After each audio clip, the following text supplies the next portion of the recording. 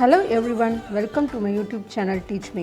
இன்றைக்கி நம்ம எளிமையான சத்தான ஆட்டுக்கால் சூப் செய்கிறது எப்படிங்கிறத நம்ம பார்க்கலாம். இது வந்து ரொம்பவும் சத்தானது, இம்யூனிட்டியை பூஸ்டப் பண்ணுறது.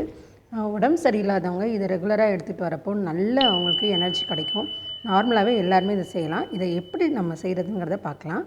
முதல்ல வந்து க்ளீன் பண்ணுற ப்ராசஸ். ஸோ ஃபஸ்ட்டு வந்து ஒரு 10 minutes to 15 minutes இதை தண்ணியில் சோக் பண்ணி வச்சுருங்க. ஸோ அப்போ தான் அந்த இதில் இருக்க அழுக்கு, அந்த ஹேர்லாம் ரிமூவ் பண்ண முடியும். நெக்ஸ்ட்டு வந்து உப்பு மஞ்சத்தூள் போட்டு லைட்டாக அப்படியே கிளறிட்டோன்னா அதில் வந்து மேக்ஸிமம் அதில் டெட் செல்ஸ் ஏதாவது இருந்ததுன்னா அதுவும் நல்லா ரிமூவ் ஆயிரும். ஆட்டுக்காலில் கிருமிகள் இருக்கிறது எல்லாமே நம்மளுக்கு ரிமூவ் ஆயிரும். ஸோ இதை வந்து லைட்டாக சுடு தண்ணி ஊற்றி ரொம்ப நேரம்லாம் வைக்க தேவையில்ல, அப்படியே க்ளீன் பண்ணி எடுத்துகிட்டா போதும்.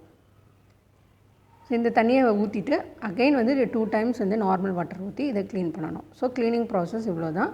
ஃபஸ்ட்டு வந்து 10 to 15 minutes சோக் பண்ணிவிட்டு இது வந்து நல்லா எங்களுக்கு க்ளீன் பண்ணி கொடுத்தனால எதுவுமே இல்லை. இல்லைனா ஹேர்லாம் இருந்ததுன்னா சோக் பண்ணதுக்கப்புறம் அந்த ஹேர்லாம் நைஃப் வச்சு ரிமூவ் பண்ணிடணும். ஸோ இப்போ நம்ம 2 times வந்து இதை நல்லா வாஷ் பண்ணிட்டோம். இதில் இருக்க வந்து அழுக்கு போயிடுச்சு, ஸ்மெல்லும் இதில் இல்லை, பக்காவாக நம்மளுக்கு ரெடி ஆயிடுச்சு.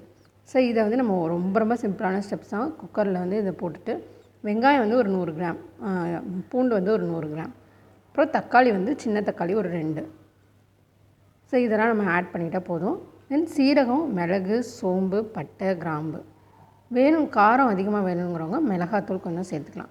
ஸோ இது வந்து இந்த அளவுக்கு சேர்த்தா போதும், அதிகமாகவும் சேர்க்க வேணால் நீங்கள் தட்டி போட்டுக்கலாம். வறுத்தெல்லாம் போட தேவையில்ல, சும்மா தட்டி போட்டுக்கலாம், இல்லைனா அப்படியே போட்டுக்கலாம். ஏன்னா நல்லா விசில் கொடுக்க போகிறோம், அதனால் நல்லா வெந்துடும்.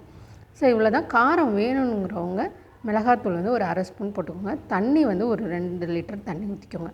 ஸோ இது ஃபுல்லாகவே வந்து நம்ம சூப்பாக தான் ரெடி பண்ண போகிறோம்.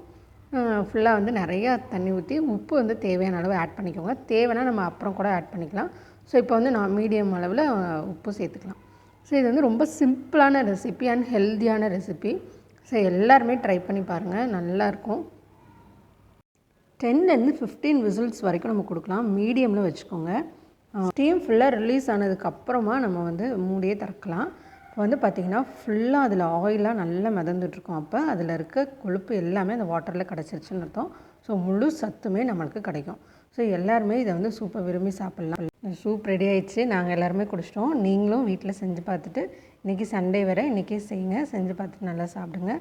அதே டைம் வந்து சூப் நாங்கள் நல்லா இருந்ததுன்னு குடிச்சிட்டோம். ஆட்டுக்கால் பார்த்திங்கன்னா கொஞ்சம் சப்புன்னு இருக்கும். ஸோ அதுக்காக நான் இன்னொரு மெத்தட் என்ன பண்ணேன்னா, இதை மசாலா சேர்த்து கிரேவி மாதிரி செய்ய போகிறேன். சிம்பிளான மெத்தட் தான், ஒன்றும் இல்லை. பட்டை, கிராம்பு இதெல்லாம் நம்ம ஆஸ் யூஷுவல் போட்டு தாளிச்சிட்டு வெங்காயம் கொஞ்சமாக இருந்தால் போதும். வெங்காயம் அதிகமாக சேர்க்காதீங்க, அதிகமாக சேர்த்திங்கன்னா இனிப்பு டேஸ்ட் வந்துடும். அதேமாதிரி தக்காளியும் அதிகமாக சேர்த்திங்கன்னா புளிப்பு டேஸ்ட் வந்துடும். ஸோ எல்லாமே வந்து எவ்வளோ எடுத்துக்கிறோமோ குவான்டிட்டி அதுக்கேற்ற மாதிரி சேர்த்துக்கோங்க. இதில் ஒரே ஒரு தக்காளி, கொஞ்சம் வெங்காயம் இருந்தால் போதும். பாருங்கள், மசாலா வந்து எல்லா மசாலாவுமே சேர்க்கணும்.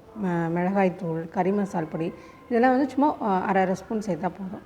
உங்கள் காரத்துக்கு ஏற்ற மாதிரி நீங்கள் சேர்த்துக்கோங்க. இது நல்லா வதங்கணும். அந்த பொடி சேர்க்குறப்ப சிம்மில் வச்சுட்டு போடுங்க. இப்போ சூப்லேருந்து ஆட்டுக்காலும் நம்ம எடுத்துட்டோம். ஸோ இதையும் நம்ம அந்த மசாலாவில் போட்டு மிக்ஸ் பண்ணிக்கிறோம்.